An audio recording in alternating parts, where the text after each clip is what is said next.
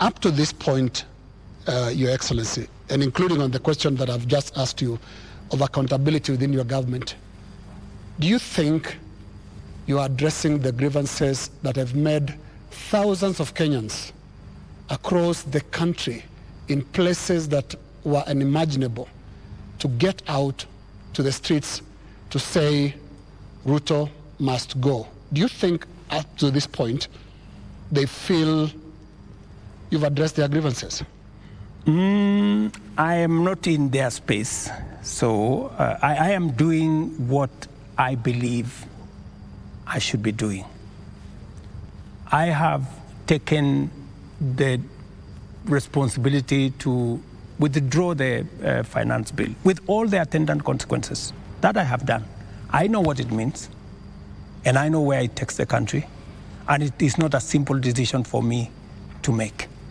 And for your information, the finance bill was going to take Kenya big steps forward. But it's a sacrifice I've had to make because of the political reality that we are in. Yeah. But it will mean counties will have to take maybe 30 billion shillings off their budget. Yeah. It means we have to reduce CDF by maybe 10 billion shillings. It means we have to rethink about what to do with JSS teachers. Yeah. It means we have to put on the freezer. We wanted to hire another 20,000 teachers because there are kids who do not have who do not have teachers. It means we have to work on our UHC program. We thought we would upgrade, for example, Linda Mama. Yeah. You know, we thought we would upgrade Linda Mama. There is something, Your Excellency. But it means we have to hold that, and it means many things. Just hold on, what else do you want to hear? You are speaking outward, but looking at the grievances, they are also asking questions inward from you, Your Excellency. And what I can hear from these grievances that have been expressed quite loudly, you said you are not in their spaces. We sometimes get into the spaces to listen to what they are saying. And all they're saying is, you cannot be, for the next 3 years, the president that you've been for the last 2. So what is that you're going to change about? That's why, that's why Linus, yes. That's why Linus, that's why we are here. Of course, it's not going to be business as usual with the kind of reality we are faced with now. It has to be different. Do you regret anything at all? What you should have done better? What your people would have done better? Well, maybe there are things we should have done better. We should have communicated better. I think the biggest problem we have, even with the finance bill, because the finance bill has great things for Kenya. The finance bill says we shouldn't be importing potatoes from Europe. The finance bill says we shouldn't be importing onions or eggs from Europe. The finance bill says we should be growing our own industries. We should be manufacturing diapers in Kenya. We have 10 companies doing that. We should be manufacturing all those things in Kenya. We should be expanding our manufacturing capacity. That is what finance bill was talking to. But I am sure we will recover that when we have explained. Yeah. The biggest challenge that I regret is that we didn't communicate better. Maybe we failed in explaining to Kenyans what the finance bill was all about.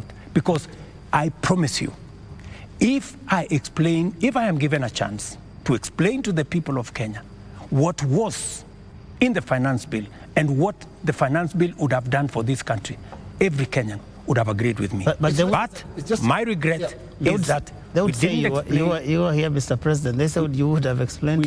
We didn't explain ourselves better. Maybe my communication team failed. Maybe I'm sure my communication team failed. Our communication architecture did not deliver, did not get the message out to the people of Kenya. Yeah. In fact, if you look at what people were saying, they were saying, for example, there is a matter of land on the finance bill. There was no matter of land in the finance bill, not even a single line. And it is on that basis that people rejected the finance bill and many other things that were not in the finance bill. Now, communication is about words, Mr. President. let's go to the deeds. Because when you see what Gen Zs are doing, for the first time in the history of this country, we've had protests on the altar of the Holy Family Basilica. Because the young people of this country are telling you the political culture, which you've been part of having politicians speak in church, converting the platforms into, converting the pulpit into campaign platforms, must end. So I'm not hearing you addressing and looking more inward into this whole picture that the Gen Z is painting. They're not just talking about some of those things that you're raising. On that, Linus, I have even had an occasion to speak to church leaders here. On that, on matters of politics on the pulpit, I am 100% aligned. We shouldn't be using pulpits in churches or in any other places of worship to prosecute politics. It is not right. And I agree, we need to change that culture. We need to change the culture of Harambee. Harambee started as a noble exercise. It supported many people to go to school. It supported many people to deal with the challenges of medication and hospital bills. But I think it has been stretched. It bred corruption? It has stretched too far. And I think it's time, corruption? As a country, we must stop corruption. We must stop Harambees, because it is occasioning and it is breeding, if I may say, corruption.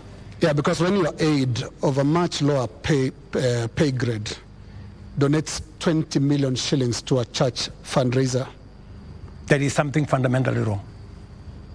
And that is why this conversation is necessary, so that we can stop it. Conversation, Mr. President. On Wednesday, you said you are hearing that there's what the Gen Zs are saying, and you're going to initiate a conversation. We saw the head of public service release a press release saying that there is now a formation of the National Multi-Sectoral Forum that will bring together all people. And you started having conversation with church leaders.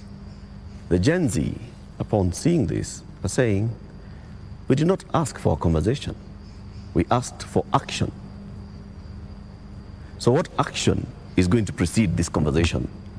Because the conversation is another talk.